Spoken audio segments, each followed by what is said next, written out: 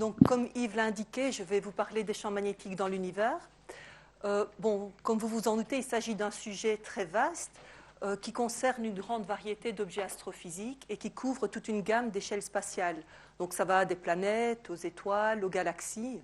Alors, d'emblée, je précise, je ne suis pas du tout une spécialiste de chacun de ces objets.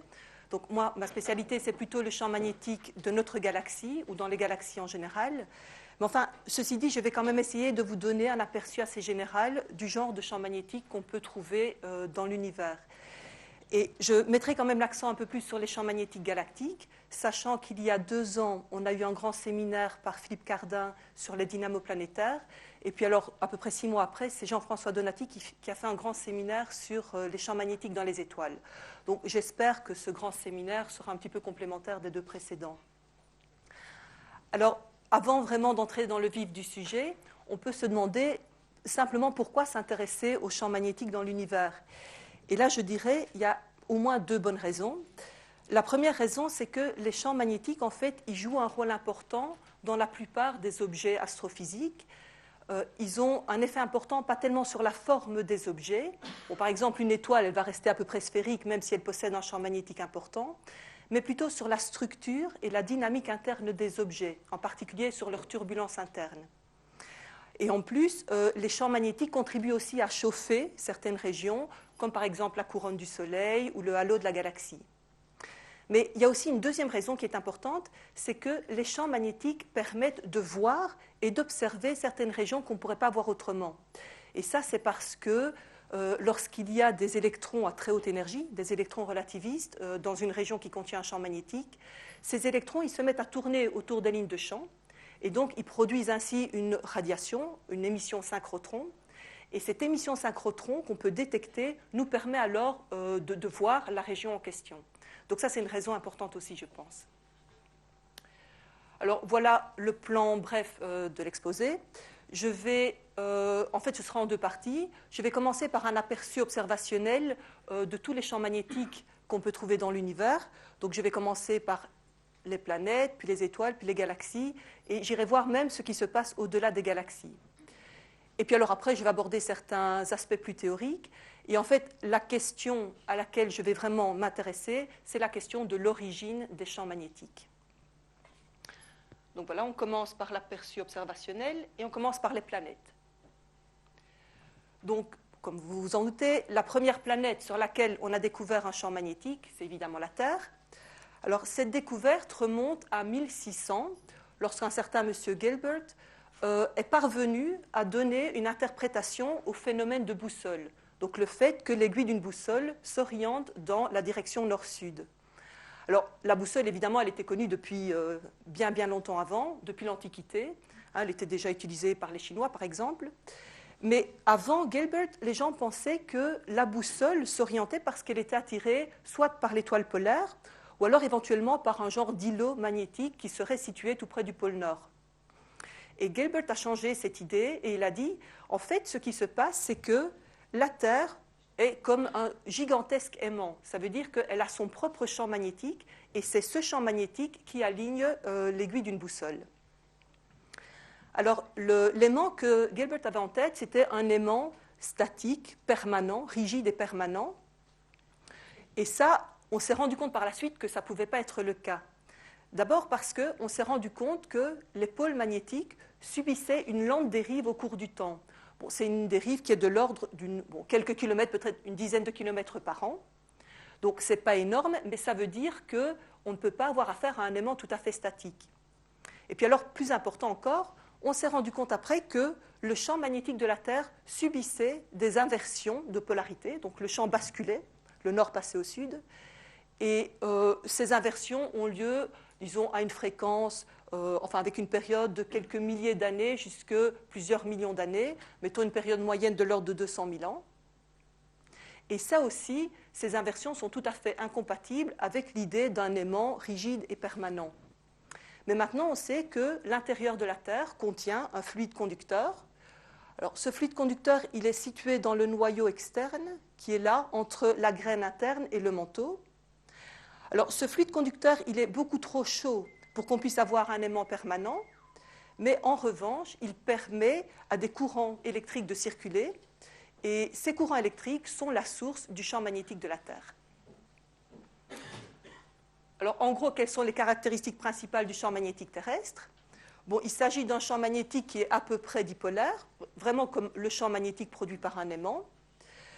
L'axe magnétique, l'axe du dipôle est incliné d'à peu près 10 degrés par rapport à l'axe de rotation, mais le pôle nord magnétique est au pôle sud géographique. Donc, les lignes de champ sortent par le pôle sud géographique, en fait. Et puis, l'intensité du champ magnétique de la Terre, c'est à peu près un Gauss, disons un demi-Gauss en moyenne. Alors, pour ceux qui travaillent plutôt avec des Tesla, je rappelle ici la conversion. Un Gauss, c'est un 10 millième de Tesla. Et comme comparaison, une petite barre, un petit aimant, a un champ magnétique d'à peu près 100 Gauss. Donc la Terre, c'est beaucoup plus faible que ça. Hein. Ce n'est même pas un Gauss. Alors, le champ magnétique de la Terre, comme j'ai dit, il est à peu près dipolaire, mais ça, c'est vrai seulement proche de la planète. Quand on s'éloigne de la planète, le champ magnétique de la Terre, en fait, il est déformé par le vent solaire. Donc, c'est représenté ici. Le vent solaire, c'est un vent de particules chargées qui est émis par le Soleil. Alors, évidemment, cette représentation, la Terre et le Soleil sont à peu près à l'échelle, mais la distance entre la Terre et le Soleil n'est pas du tout à l'échelle. En fait, le Soleil devrait être, rubelin à peu près. Mais bon, ça vous donne une idée de ce qui se passe. Donc, vous avez un vent solaire qui est émis par le Soleil. Lorsque ce vent va atteindre le champ magnétique de la Terre, il va le comprimer du côté jour et il va étendre les lignes de champ du côté nuit. Alors, toute cette région de l'espace qui contient en fait le champ magnétique de la Terre, on l'appelle la magnétosphère. Et donc, vous voyez, la magnétosphère, elle est comprimée du côté jour et elle s'étend en une longue queue magnétosphérique du côté nuit. Alors, cette magnétosphère, elle est intéressante parce qu'elle bloque les particules chargées et gênantes du vent solaire. Elle les empêche en fait de venir heurter directement la Terre. Donc, dans ce sens, on peut dire que la magnétosphère joue le rôle de bouclier magnétique. Ceci dit, il arrive de temps en temps que des particules du vent solaire, par exemple, quand le Soleil s'énerve un peu, il y a un flux de particules énergétiques qui vient du Soleil et qui va parvenir à entrer malgré tout dans la magnétosphère. Alors bon, ces particules, à la fin, elles vont être canalisées vers les pôles de la Terre par ce qu'on appelle les cornets magnétiques, c'est un genre d'entonnoir magnétique. Et à ce moment-là, elles vont pouvoir venir heurter la haute atmosphère. Là, elles vont exciter des atomes de la haute atmosphère. Et lorsque ces atomes se désexcitent, ils vont produire une radiation qu'on voit dans les tons verts, par exemple. Et ça, ce sont les fameuses aurores polaires. Alors, on parlera d'aurore boréale dans le nord et d'aurore australe dans l'hémisphère sud. Alors, bon, c'est tout ce que je vais dire pour le champ magnétique de la Terre. Maintenant, on va un peu voir ce qui se passe sur les autres planètes. Alors, ce qu'on sait, c'est que les planètes extérieures, elles sont toutes magnétisées. On le sait parce qu'il y a eu des sondes spatiales qui ont été visiter les environnements de ces planètes. Et maintenant, on sait que toutes ces planètes sont magnétisées. Mais elles ont des champs magnétiques différents. Par exemple, Jupiter et Saturne ont des champs magnétiques qui sont aussi à peu près dipolaires, comme celui de la Terre.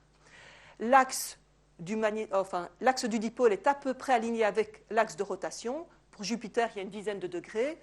Pour Saturne, les deux axes sont parfaitement alignés. Le dipôle est parfaitement aligné avec l'axe de rotation.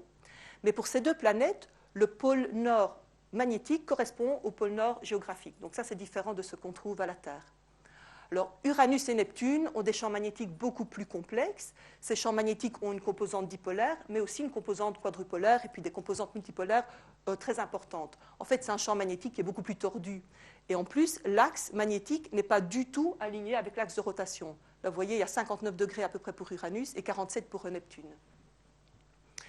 Et en ce qui concerne l'intensité des champs magnétiques, c'est évidemment Jupiter qui a le champ magnétique le plus intense. C'est un champ de 4 Gauss à la surface, par rapport à 0,5 Gauss pour la Terre. Et puis les autres planètes, c'est un champ de quelques dixièmes de Gauss, comme pour la Terre. Alors, chacune de ces planètes a évidemment une magnétosphère, comme celle de la Terre. Alors, pour vous donner une idée des dimensions, voilà les magnétosphères de Jupiter, Saturne, Uranus et Neptune. Par comparaison, voilà le Soleil. Donc, vous voyez qu'il s'agit de magnétosphères très étendues, surtout celle de Jupiter. Celle de Jupiter, elle s'étend en fait sur une distance de 50 à 100 rayons joviens du côté jour. Et du côté nuit, elle s'étend sur une distance énorme, de 1000 à 1500 rayons joviens. Elle est tellement grande qu'en fait, elle s'étend jusqu'au-delà de l'orbite de Saturne. Et si on la voyait à l'œil nu, enfin sur le ciel, elle aurait une taille apparente qui est 2 fois la taille de la Lune. Donc c'est vraiment une magnétosphère très très grande. Celle de Jupiter, celle de Saturne est un peu plus petite, et puis celles d'Uranus et Neptune sont aussi plus petites, et celle de la Terre encore plus petite. Alors qu'en est-il des planètes intérieures maintenant ?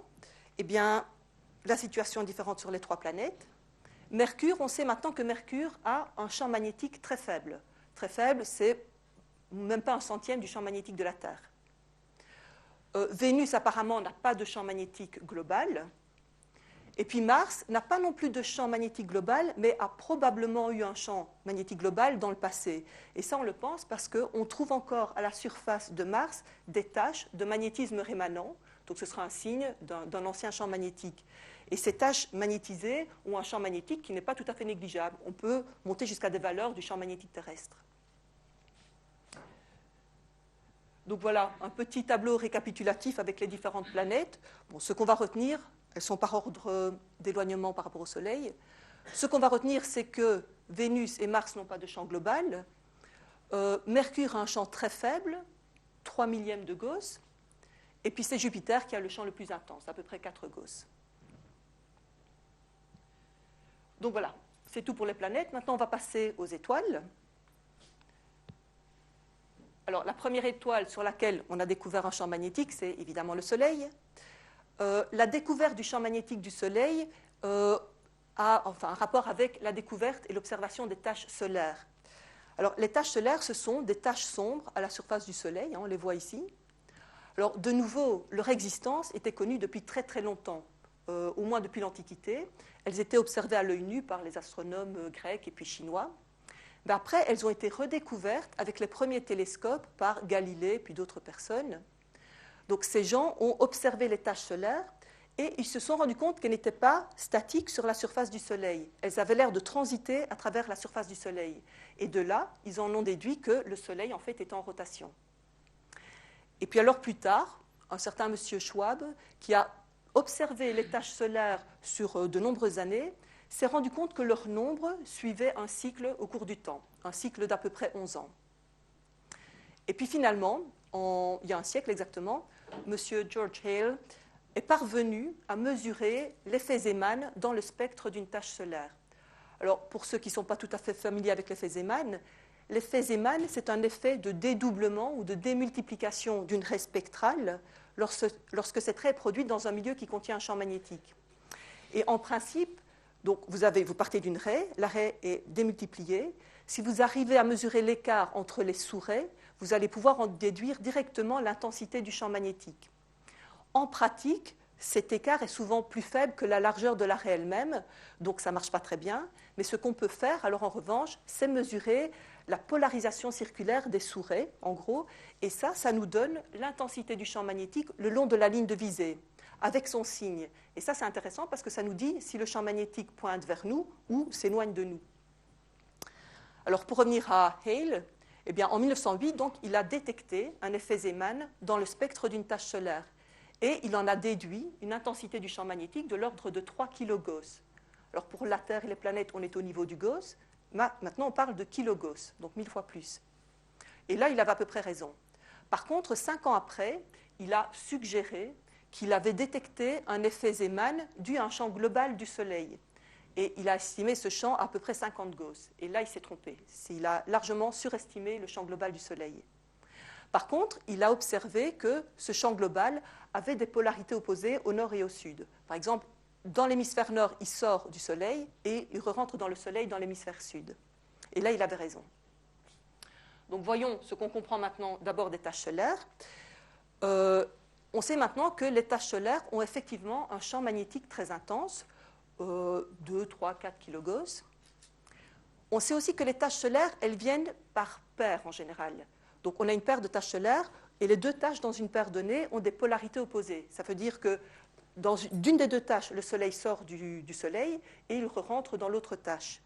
Et donc maintenant, on comprend que ces taches solaires, en fait, représentent l'empreinte sur la surface du Soleil de tubes de flux qui émergent localement de la surface du Soleil. Donc c'est représenté ici, vous avez la surface solaire, et là vous avez un tube de flux qui part du Soleil, il sort à cet endroit-là, et à cet endroit-là vous allez avoir une tache solaire avec un champ magnétique qui vient vers vous, et puis le tube de flux continue et repique dans la surface du Soleil, et là vous allez avoir une autre tache solaire avec le champ magnétique qui s'éloigne de vous.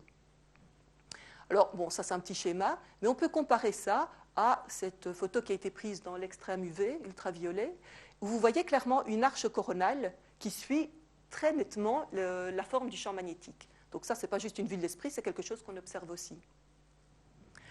Alors sinon, on sait aussi que toutes les polarités sont opposées dans les hémisphères nord et sud. Donc si par exemple les taches de tête dans l'hémisphère nord ont une polarité positive, elles auront une polarité négative dans l'hémisphère sud. Et puis toutes les polarités s'inversent à chaque cycle de tâches. Donc ça veut dire qu'un cycle magnétique complet, c'est 2 fois 11 ans, c'est 22 ans. Alors pour le champ magnétique global du Soleil, on sait maintenant qu'il a une intensité beaucoup plus faible, de quelques Gauss, peut-être 1 ou 2 Gauss, peut-être un peu plus. On sait aussi qu'il a une morphologie qui dépend, qui varie au cours d'un cycle magnétique. Le champ est à peu près dipolaire en période de minimum solaire, c'est-à-dire au moment où il y a un minimum de taches solaires, éventuellement aucune tache solaire. C'est illustré ici, là vous avez le Soleil, et vous voyez un champ qui est à peu près dipolaire. Enfin, c'est plutôt un dipôle qui est étiré par le vent solaire, mais là vous avez des régions de lignes de champ fermées, et là vous avez des régions de lignes de champ ouvertes. Et ce petit schéma, vous pouvez le comparer à une photo qui a été prise au moment d'une éclipse solaire. C'était une éclipse de novembre 1994. Et vous voyez, c'était une époque de minimum solaire. Et vous voyez bien, ces régions plus lumineuses correspondent aux régions de lignes de champ fermées. Donc elles tracent vraiment la forme des lignes de champ magnétique. Et puis alors après, le champ magnétique va évoluer au cours du cycle solaire.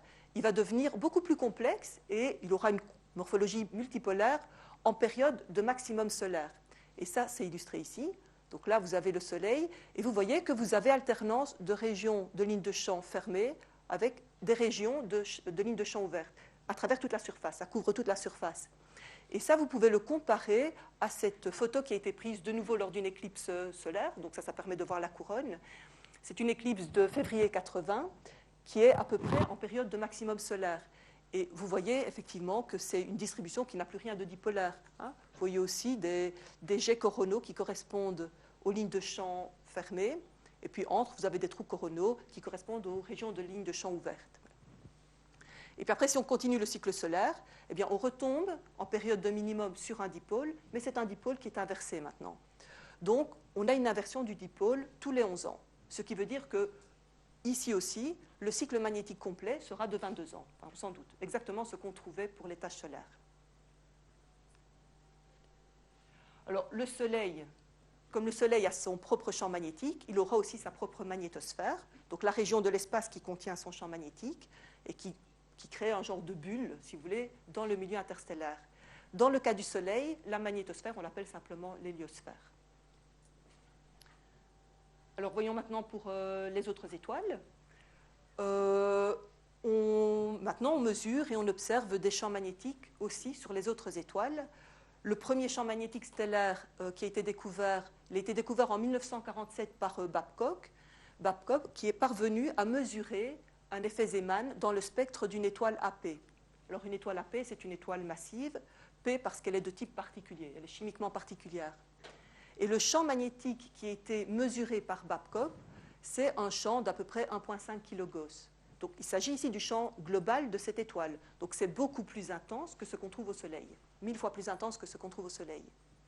Alors depuis, donc, la méthode est largement utilisée pour aller sonder les autres étoiles.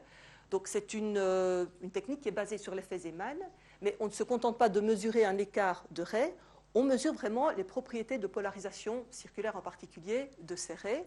Et donc, il s'agit vraiment de polarimétrie Zeeman, ou comme on dit dans la communauté, de spectropolarimétrie. Alors, grâce à cette méthode, eh bien, on a pu donc détecter beaucoup de champs magnétiques stellaires et on s'est rendu compte que leurs propriétés dépendaient de la gamme de masse des étoiles. Par exemple, pour les étoiles les plus massives, disons les étoiles qui ont une masse supérieure à 2 fois la masse du Soleil, Eh bien là, on s'est rendu compte qu'elles n'ont pas toutes un champ magnétique, en tout cas pas toutes un champ magnétique détectable. Mettons, une petite fraction, 5 à 10% d'entre elles, auraient un champ global. Et il se fait que, justement, les étoiles massives qui ont un champ global, ce sont justement celles qui présentent des anomalies d'abondance chimique. Ce sont aussi celles qui, en moyenne, tournent moins vite. Et maintenant, on pense que leurs anomalies d'abondance et leur rotation plus lente sont des conséquences précisément de la présence d'un champ magnétique.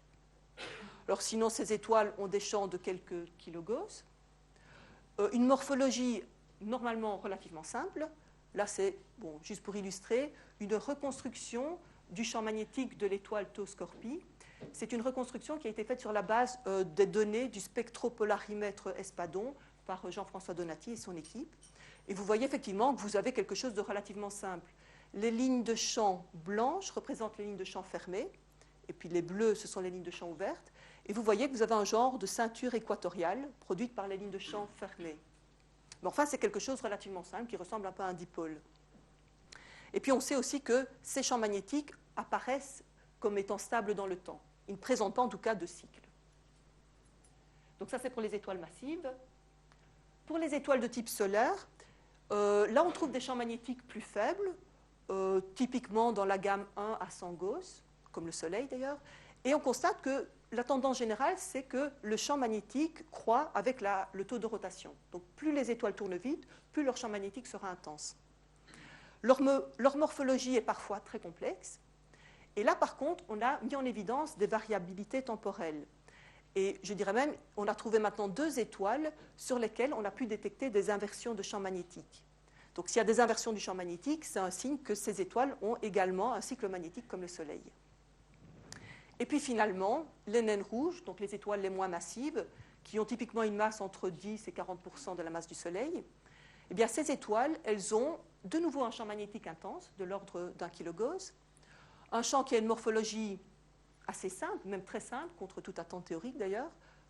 Voilà une représentation du champ magnétique de V374 Pégasi. Et vous voyez que c'est de nouveau la même idée. Hein. Les lignes blanches, ce sont les lignes de champ fermé, et les lignes bleues, ce sont les lignes de champ ouvertes. Et vous voyez que vous avez vraiment quelque chose qui ressemble très fort à un beau dipôle magnétique, comme le dipôle produit par un aimant. Donc c'est très simple. Alors à ce jour, on n'a détecté encore aucune inversion du champ dans ces étoiles. Ouais, ça je vais passer. Donc voilà, on a vu les planètes, les étoiles, maintenant on passe aux galaxies.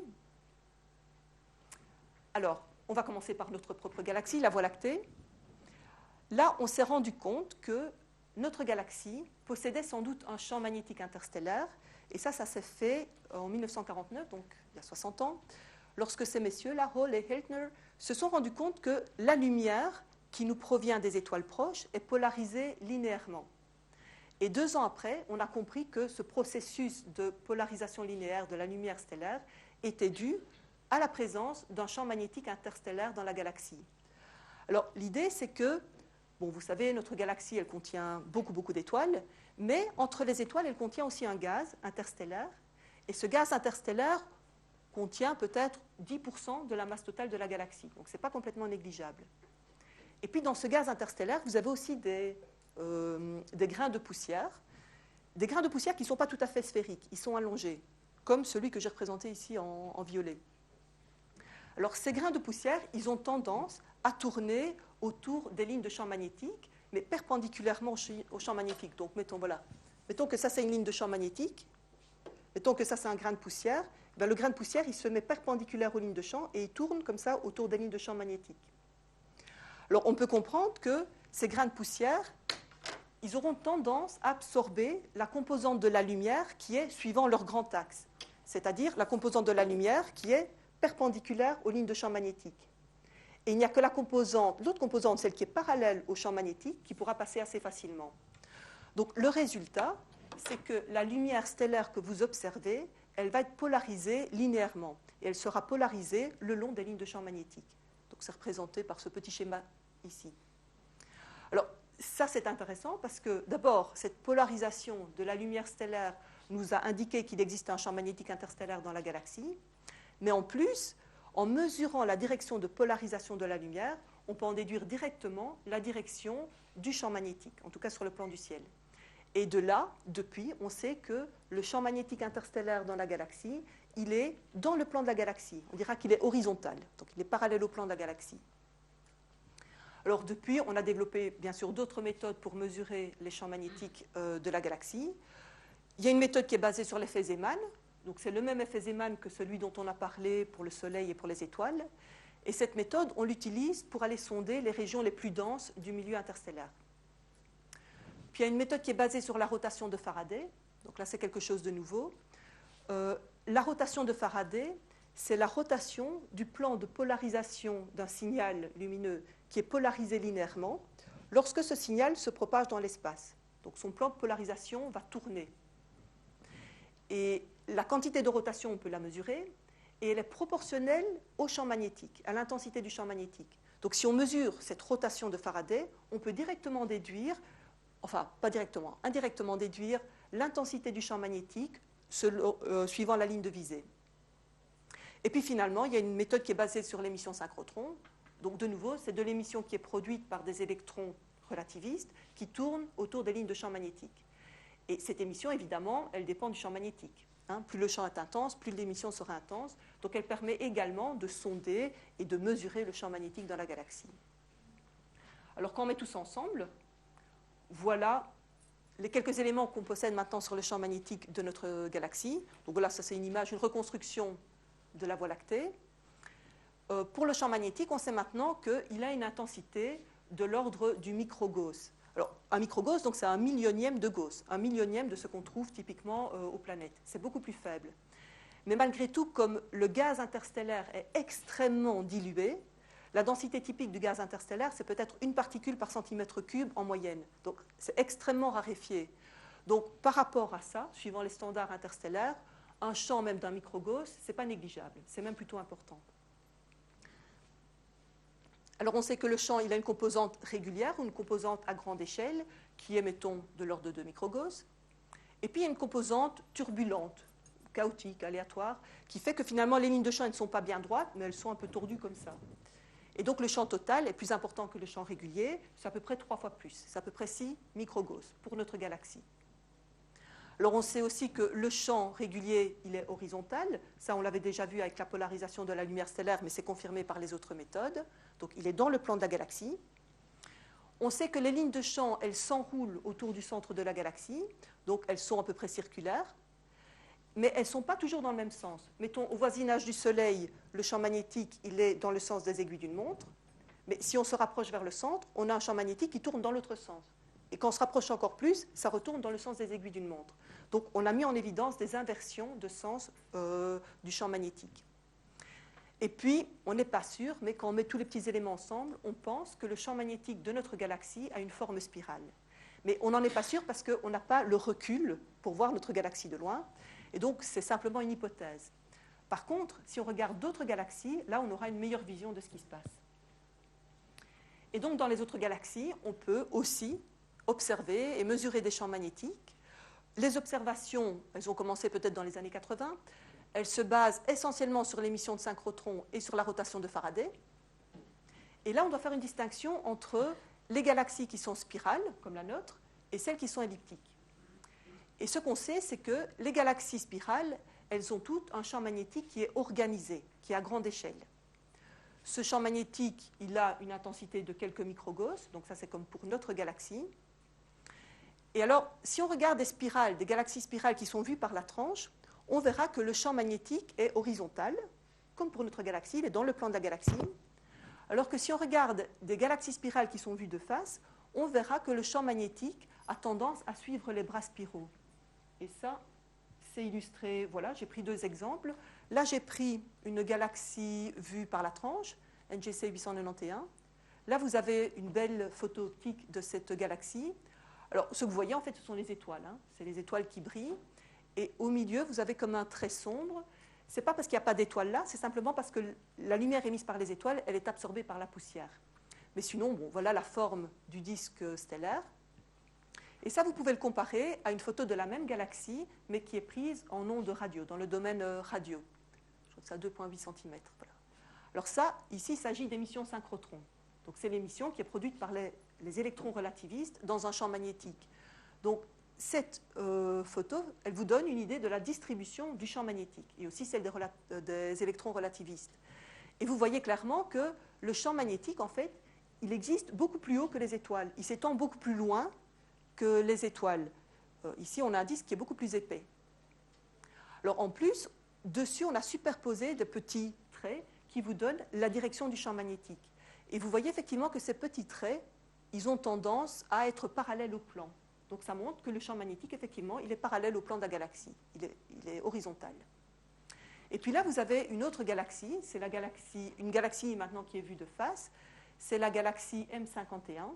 Donc là, vous avez encore une photo optique. C'est une reconstruction, mais en gros, bon, voilà le look qu'elle a dans l'optique. Voilà la galaxie, voilà un compagnon. Vous voyez qu'elle a une belle structure spirale. Et puis là, vous avez la même galaxie qui est vue en radio. Vous retrouvez la structure spirale. Donc ça vous indique que le champ magnétique a tendance à se concentrer aussi dans les bras spiraux, là où il y a les étoiles. Et de nouveau, on a tracé des petits vecteurs, qu'on ne voit peut-être pas très bien, qui vous donnent la direction du champ magnétique et qui vous montrent que le champ magnétique, il suit les bras spiraux. Alors, pour revenir juste un peu en arrière, ça c'est ce qui concerne les galaxies spirales. Mais après, on a aussi des galaxies elliptiques qui ne présentent pas de forme spirale. Et ces galaxies, elles ont également un champ magnétique, mais qui n'est pas du tout régulier. Elles ont uniquement un champ magnétique qui est chaotique ou turbulent et qui est à petite échelle. Sinon, l'intensité du champ magnétique dans les galaxies elliptiques est du même ordre de grandeur, c'est à peu près quelques microgauss aussi. Donc voilà, pour les galaxies. Alors on peut se demander qu'est-ce qui se passe au-delà des galaxies. Eh bien on sait que la plupart des galaxies sont regroupées en amas, des amas de galaxies. Alors là je vous montre une belle photo de l'amas de Coma. Donc vous voyez quelques belles galaxies là-bas. On a essayé de mesurer aussi un champ magnétique extragalactique dans les amas de galaxies.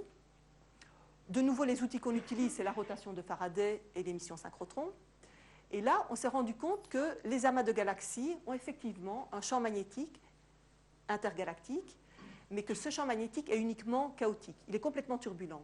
Il n'y a pas un champ régulier qui ressort dans les amas.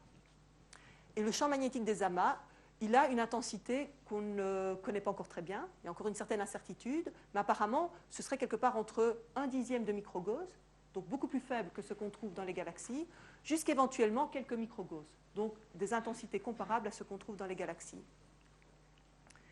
Et puis, en dehors des amas, on ne sait pas. Peut-être qu'il y a un champ magnétique.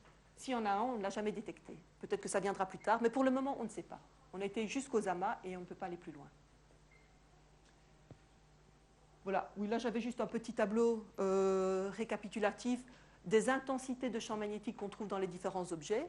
Donc comme référence, je vous rappelle que pour un petit aimant, on a un champ magnétique d'à peu près 100 Gauss. Pour un appareil IRM, c'est peut-être 1000 ou 10 000 Gauss. Alors pour une planète, c'est un champ de l'ordre de 1 Gauss.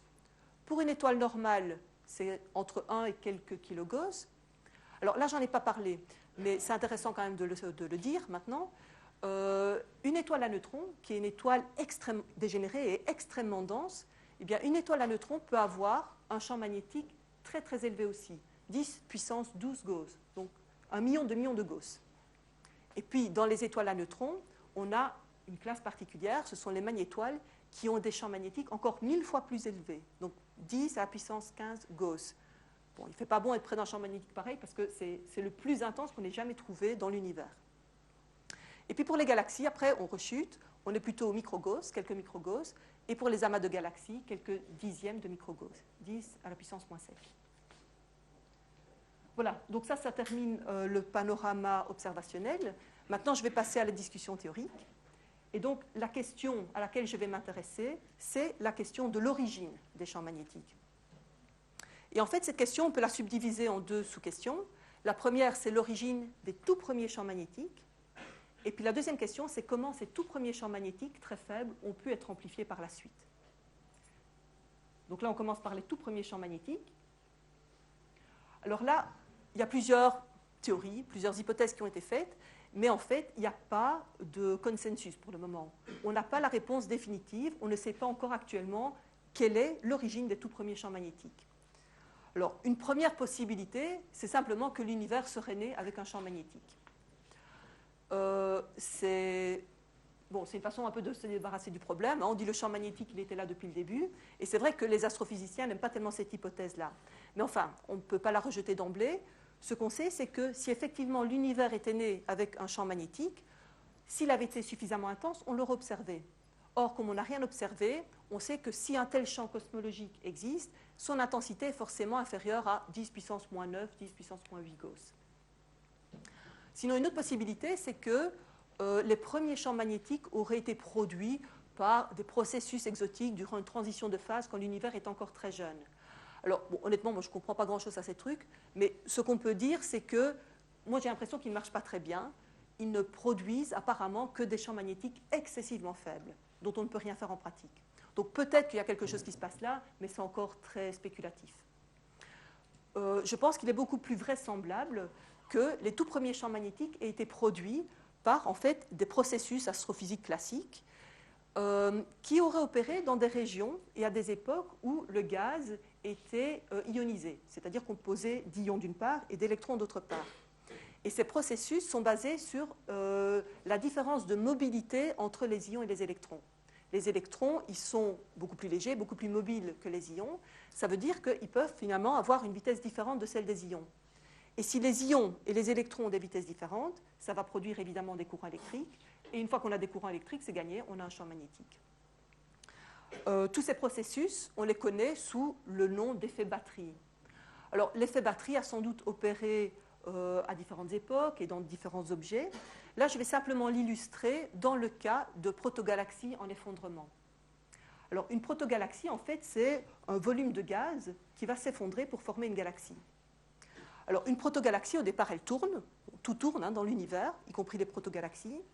Au début, elles ne tournent pas forcément très vite, mais à mesure qu'elles se contractent, elles vont se mettre à tourner de plus en plus vite. Ça, c'est pour conserver leur moment cinétique. Alors, ce sera vrai pour les ions et pour les électrons, mais les deux espèces vont se comporter de manière différente. Les ions, en fait, ils constituent un gaz non relativiste, donc ils vont se mettre à tourner de plus en plus vite. Les électrons, qui sont beaucoup plus légers, ils seront couplés aux photons de lumière, et ensemble, ils vont former un gaz qui est relativiste, et qui va aussi se mettre à tourner plus vite, mais de manière moins prononcée. Le taux d'accélération des électrons sera moins important que celui des ions. Donc ça veut dire que les deux espèces vont finalement tourner à des vitesses différentes. Et donc ça, différence de vitesse veut dire courant électrique, et donc c'est comme ça qu'on peut générer des champs magnétiques. Alors ce mécanisme marche bien, simplement il produit des champs très très faibles. Un champ magnétique de l'ordre de 10 puissance moins 20 Gauss. Alors c'est très très faible, mais néanmoins ça peut éventuellement être suffisant pour être amplifié jusqu'aux valeurs qu'on observe actuellement. Ça dépend un peu de l'efficacité des phénomènes d'amplification, qu'on va voir juste maintenant. Alors quand même, cet effet batterie, bon voilà, je l'ai un peu expliqué dans le cas d'une protogalaxie, mais il est très possible qu'il ait opéré également dans des étoiles, et en particulier dans les étoiles de la toute première génération. Alors si c'est le cas, ça veut dire que des champs magnétiques ont pu être produits bien bien avant la formation des galaxies. Et ça, c'est intéressant pour ceux qui vont devenir dans les galaxies. Donc voilà, ce qu'il faut retenir ici, c'est qu'on peut produire des champs magnétiques à partir de rien du tout par un effet batterie, et que cet effet batterie peut avoir opéré très très tôt dans la vie de l'univers. Alors une fois qu'on a les tout premiers champs magnétiques, eh bien, la question se pose maintenant de savoir comment on peut les amplifier. Alors, il y a un premier processus d'amplification qui agit, je dirais, dans à peu près tous les objets et qui est associé à leur formation, à leur effondrement et à leur rotation. Alors, de nouveau, je vais illustrer ce mécanisme dans le cas des galaxies, mais un mécanisme tout à fait similaire peut agir sur les étoiles, par exemple. Donc, de nouveau, on va supposer qu'on a une protogalaxie, donc c'est ce volume sphérique que j'ai représenté ici, et puis on va supposer qu'au début, on a un champ magnétique, qu'on ne voit pas très bien, mais enfin voilà, qui est dans cette direction-ci. Donc ça, c'est le champ magnétique qu'on arrive à produire, mettons, par l'effet batterie. Alors, à un moment donné, la protogalaxie va s'effondrer, donc le gaz va s'effondrer et se retrouver tout comprimé dans un disque qu'on voit là par la tranche. Les lignes de champ magnétique, elles sont attachées au gaz. On dit qu'elles sont gelées dans le gaz.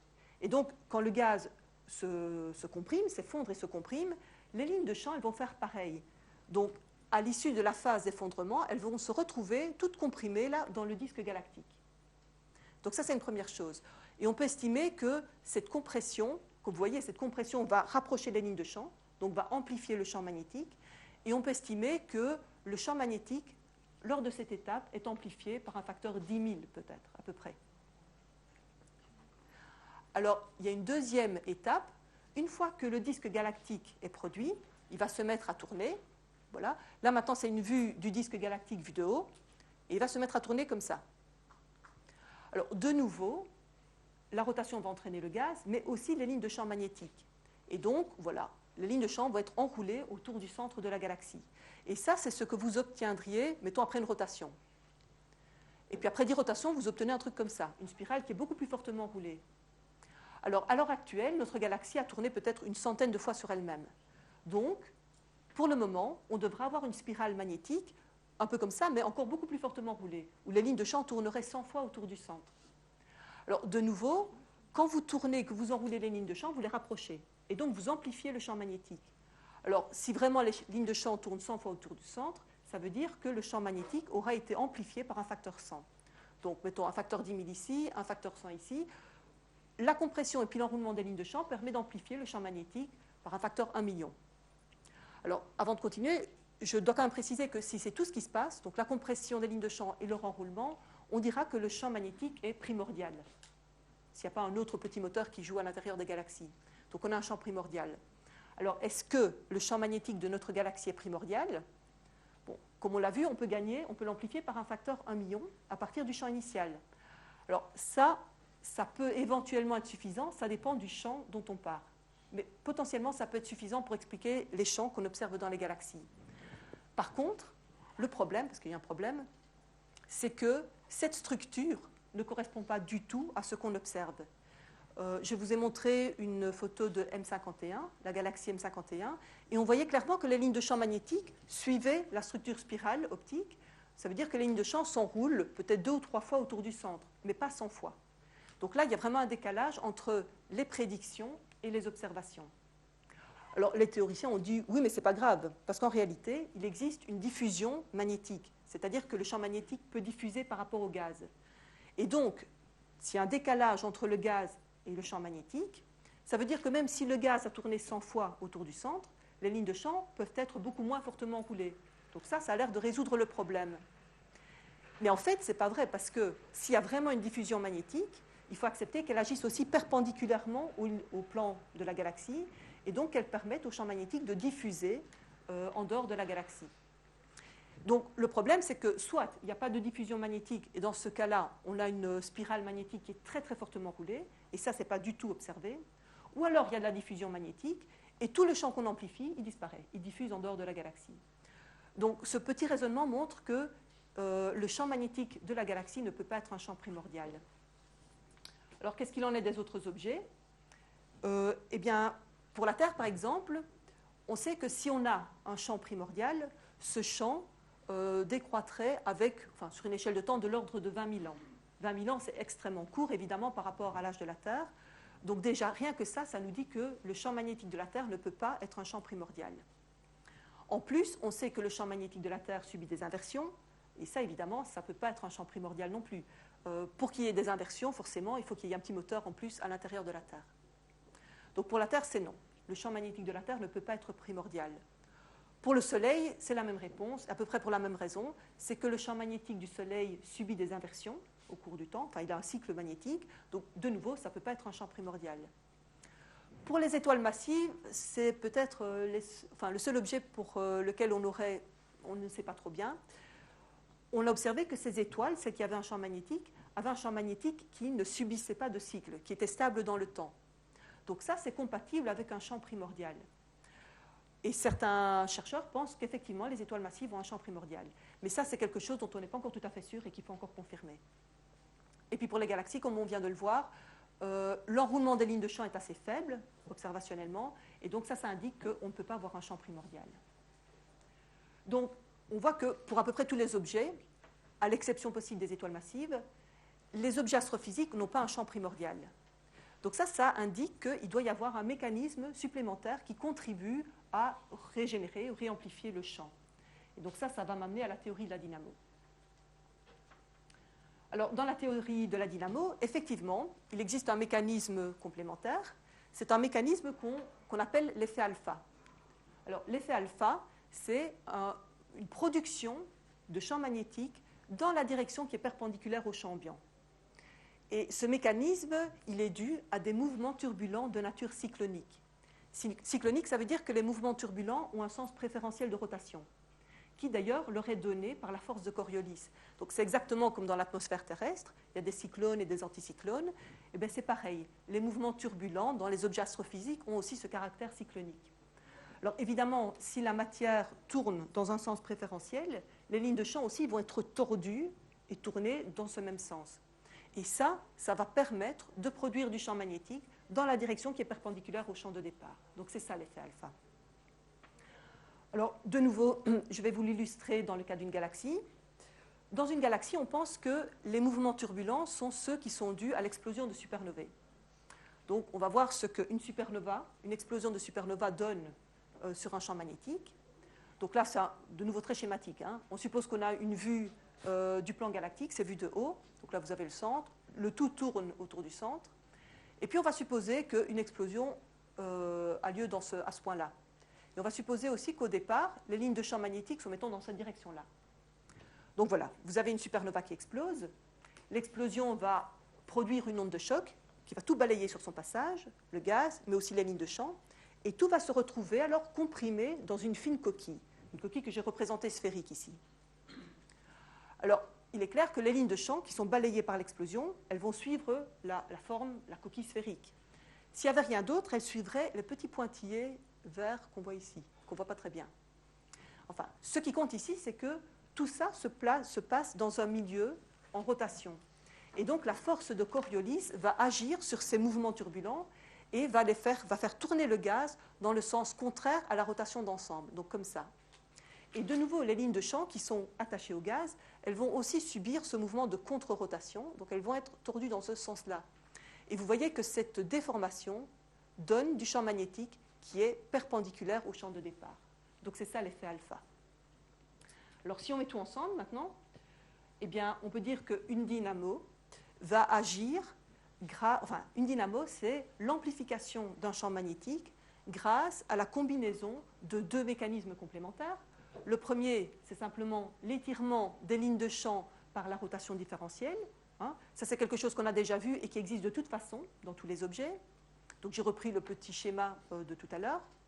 Mais maintenant, on a un mécanisme supplémentaire qui est l'effet alpha. Donc, l'effet alpha qui est dû à des mouvements turbulents cycloniques et qui permettent de produire du champ magnétique dans la direction perpendiculaire au champ de départ. Donc, l'étirement des lignes de champ par la rotation différentielle va étirer les lignes de champ dans la direction azimutale. L'effet alpha va produire des petites boucles de courant et reproduire du champ perpendiculaire, donc du champ dans la direction radiale. Et en mettant les deux mécanismes ensemble, on va pouvoir amplifier le champ magnétique de plus en plus, de manière exponentielle. Donc, on pense que c'est ça la source de l'amplification des champs magnétiques qu'on observe dans à peu près tous les objets, l'effet dynamo. Et on pense que quelque chose de similaire agit donc dans les étoiles, voilà. Dans la Terre aussi, c'est un peu différent, mais voilà le principe de base. Donc, en résumé, pour avoir une dynamo, il faut deux ingrédients principaux. Le premier, c'est une rotation d'ensemble, et cette rotation d'ensemble, elle est présente dans pratiquement tous les objets, à peu près tous les objets tournent. Et puis, il faut une turbulence cyclonique. Alors, la turbulence aussi, on en a dans tous les objets, et si l'objet tourne, la turbulence sera presque forcément cyclonique. Alors, la source de turbulence, bon, dans les galaxies, on a vu, c'est l'explosion de supernova. Dans les étoiles, c'est la convection thermique. Vous savez que de la chaleur est produite à l'intérieur des étoiles, et cette chaleur va être évacuée vers la surface. Et ça, en général, ça se fait grâce à des mouvements de convection. Donc, le gaz est mis en mouvement de convection. Et ça correspond à la turbulence qu'on voit dans les étoiles. Et puis, dans les planètes, on a également de la convection. Là, c'est un peu plus compliqué, c'est de la convection thermique et aussi de la convection compositionnelle. Par exemple, dans le cas de la Terre, ça se passe à l'interface entre le noyau externe et la graine solide. En fait, à mesure que la Terre se refroidit, le fer qui est contenu dans le noyau externe va se cristalliser sur la graine solide. En se cristallisant, il va libérer de la chaleur latente. Donc ça, c'est une première source de convection. Mais en même temps, le fer, il est contenu dans un alliage. Lorsqu'il se cristallise, il n'y a que le fer pur qui se cristallise. Les éléments légers vont être libérés et vont vouloir remonter à la surface. Donc ça aussi, ça va déclencher de la convection. Et c'est la convection compositionnelle. Mais de toute façon, dans tous les objets, comme on voit, il y a une source de turbulence. Alors, pour terminer rapidement, je vais vous présenter quelques résultats théoriques. Alors, des résultats théoriques sur la dynamo, évidemment, il y en a plein. Ici, j'aimerais bien simplement vous montrer deux résultats un peu généraux. Un qui concerne les objets en général et l'autre qui est propre aux galaxies. Donc, en général, ce qu'on peut dire, c'est que dans les objets à géométrie sphérique, par exemple les planètes ou les étoiles, on aura la dynamo va produire un champ magnétique qui, en général, aura tendance à avoir une morphologie dipolaire. Dipolaire, ça veut dire antisymétrique par rapport à l'équateur. Donc, un dipôle pur, par exemple, c'est un champ dipolaire. Ou un dipôle étiré, mettons par le vent solaire, c'est encore un champ dipolaire. Donc ça, c'est le genre de champ magnétique qu'on va trouver dans les objets à symétrie sphérique. Et en général, pas toujours, mais en général, ces champs magnétiques auront un comportement temporel qui est oscillatoire, comme par exemple le champ magnétique du Soleil qui est un cycle. Par contre, dans les objets à géométrie disque, comme les galaxies, eh bien, la dynamo va produire un champ magnétique qui aura une morphologie, on dit quadrupolaire. Ça veut dire simplement qui est symétrique par rapport à l'équateur. Par exemple, un champ magnétique qui est purement horizontal dans le disque d'une galaxie, mais qui est horizontal et qui a le même signe à travers toute l'épaisseur du disque, ça c'est un champ quadrupolaire. Et le champ dynamo dans une galaxie aura tendance à avoir un comportement temporel qui est monotone ou stationnaire. Donc il croît de manière monotone et puis il sature, mais il n'y a pas de cycle. Alors finalement, juste un petit résultat intéressant pour les galaxies, on sait que la dynamo va produire des champs spiraux, des champs qui ont une structure spirale, mais la forme de la spirale qu'on va obtenir va un peu dépendre des conditions de la galaxie. Alors, par exemple, si vous avez une galaxie qui est entièrement axisymétrique, tout l'environnement est axisymétrique, dans ce cas-là, la dynamo va produire un champ qui est dominé par une spirale axisymétrique. Donc, c'est une spirale dans laquelle toutes les lignes de champ, par exemple, partent du centre et vont vers l'extérieur, ou à l'inverse, toutes les lignes de champ viennent de l'extérieur et s'enroulent vers le centre. Alors, si votre galaxie a une perturbation extérieure, par exemple un compagnon, dans ce cas-là, le champ magnétique dynamo pourra avoir une composante bisymétrique. Bisymétrique, ça veut dire que le champ magnétique entre d'un côté, comme ça il s'enroule, et puis se déroule et il ressort de l'autre côté. Et puis, si votre galaxie a une structure spirale, enfin, ou une barre stellaire, dans ce cas-là, le champ magnétique dynamo pourra avoir une composante quadrisymétrique. Donc, c'est une composante dans laquelle les lignes de champ entrent, mettons, par la gauche et par la droite, et ressortent vers le haut et vers le bas. Alors, en pratique, on trouvera beaucoup de situations où vous avez une superposition de ces différentes composantes. Donc, ça fait des champs un petit peu plus compliqués. Et quand on observe les galaxies, on voit qu'effectivement, il y a quelques cas clairs où vous avez vraiment une structure qui domine, mais souvent, c'est une superposition de différentes composantes spirales. Et donc, sur ces quelques spirales, je crois que je vais m'arrêter.